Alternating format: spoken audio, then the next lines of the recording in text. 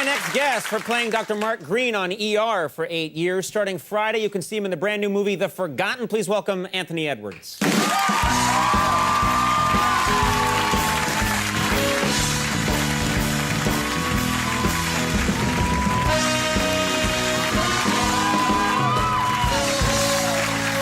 The rocket ship is taking off. The rocket ship, we're at the top of the mountain now. We're not at the top yet. That's later in the show, but we're getting there. You can see the llamas. It was good to see old Matt LeBlanc. Yes. But yeah, when I was coming up the elevator, I asked who's on the show, and the guy said Terry Gross and Mel Blanc. And I thought, Mel Blanc. Yeah. The voice of Bugs Bunny. Bugs Bunny and Daffy Duck. But Mel's passed away. For 10 years at least, I think. And then I saw Matt, and he wasn't doing Bugs Bunny impressions. No. So I got a little confused. You must have thought, like, what kind of guests are they getting here? People who've been dead for 10 years. Yeah. Now, I was thinking about this today. You've had a lot of success, obviously, in television and the movies, and you've played a lot of different characters.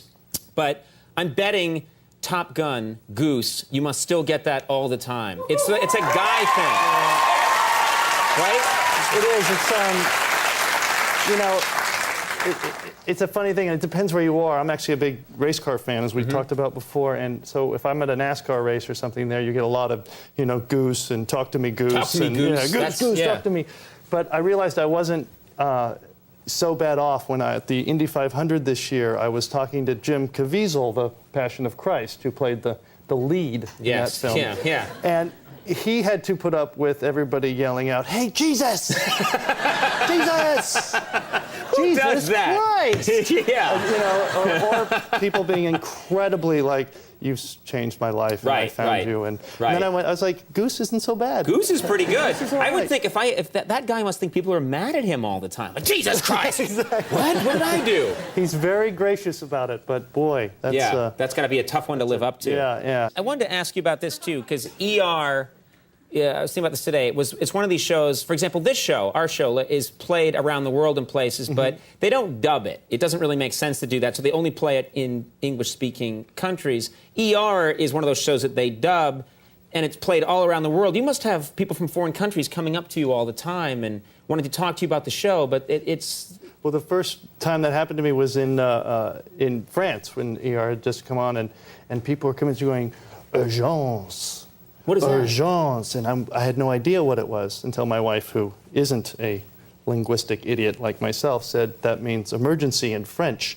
And so that's the name of the show in France was Urgence, your doctor, Urgence. Why not ER? I think, but then if you put because if you put a really thick French accent on, you can't say it. It's like, yeah. It starts to sound Chinese or Japanese. Yeah. So it's Urgence. It's Urgence. I kind of like that name. Yeah. Urgence. Yeah. I'm going to change the name of this show to Urgence. Yeah, with Conan Urgence. O'Brien. Late night with Urgence. Urgence. It's a terrible idea. Well.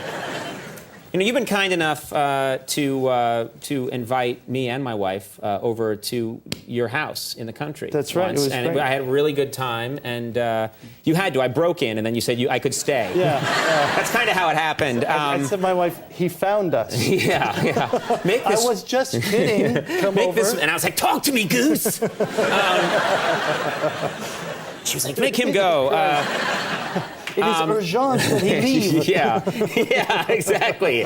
Urgently. I was just up there this weekend. You were just up at the country place. Yeah. And how was it? Did you have a good time? It was good, except my wife had just taken off on Saturday. She had to go on a trip. On Sunday, so I had all the kids to myself. We have 4 children. And so I thought, it's just going to be a nice, mellow day, Dad with 4 kids. And my son comes down from the 2nd floor, and he says, Dad, there's I think it's a dead rat stuck to the top of my door. I thought, this is crazy, you know? He's a 10-year-old boy. Obviously, he's making this up. Kids make up stuff all the time. Mike Bailey on it. He goes, really, Dad, there's a dead something. So we go up the stairs and we look up, and there is a bat stuck on the door frame over his door, and it's there. And at that point, I thought, okay, I should go get my dad and have him do something about it. And then I went, okay, you have to act like a dad. Yeah. Because even though you feel like you want to scream and cry and run out of the house, there's 4 children looking at you going like, what are you going to do? Right. So, and a bat, I will back you up. A bat is scary. I am scared of a bat, and I'm not scared of much. It's scary. It's scary when it's only like this big, but then once I got the Tupperware you know, the natural bat trapping Wait a minute, device. Tupperware? Tupperware, right. You gonna serve this later? Exactly, yeah. Happy Halloween! And once I got it trapped on the wall, it freaked out and starts its wings out. So there's Right. this splayed bat. And at that point, I really wanted to cry. Right. And but then you had to, you know, turn into Marlon Perkins and be like, "Look, children, at the interesting bat that we have there." Right. And we took it outside and let it go, which was great. But Did you let it out of the Tupperware first, or did you just release into the wild? Clunk. All right. they really don't see well during the day, do they?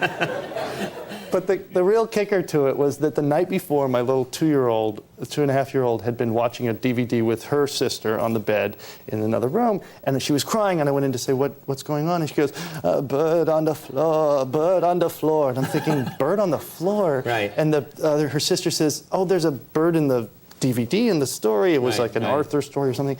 I'm like, okay, so that's what it was. And then after this happened, I went back to her and I said, Poppy, was there really a bird on the floor? She goes, yeah, it crawled to the window. So this poor 2.5-year-old saw a bat come Right, through right. the window, crawl around there, and we're like, oh, she's making it up.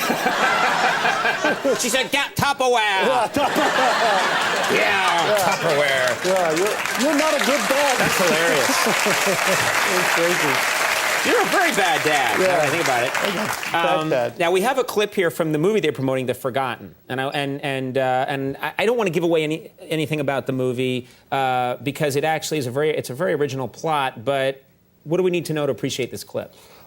Just what my wife knows very clearly about me, which is that I have a very bad memory. And That's all you need to know for this clip. Typecasting that I would forget everything. I don't Okay. think you need to know anything. Okay, let's Except take a that look. You need to go to the movie this weekend. You must and see it. You must see it. That is Or we're great bringing a actors in bat it. to your home No in a cake Tupperware. bin. Yeah.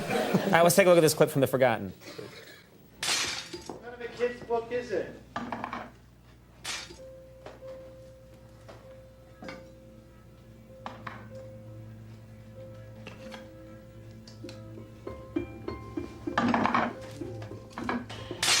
What have you done, Jim? What? What have you done? Telly. Why'd you change the picture? I didn't change anything. Do you think this helps me, taking him away? You have to calm Yeah, down. I want the picture of the three of us. What'd you think? That I wouldn't notice? I wouldn't care? I don't want to give anything away, but it's a great idea.